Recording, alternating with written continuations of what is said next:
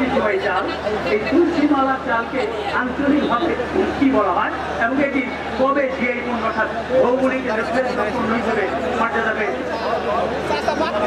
বানাই হরমোন ওখানে আপনি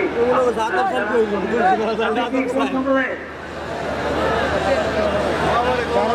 বানাই হরমোন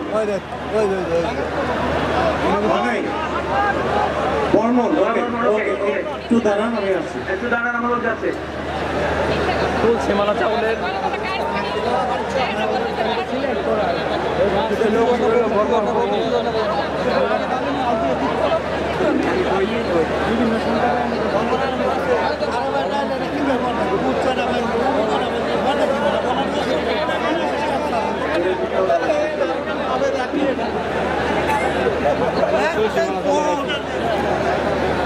আর মাইকটা ডাল মারো ভিডিও করবো সামনে তোমার এখন দেখা যাবে বায়ো মাল খাইছে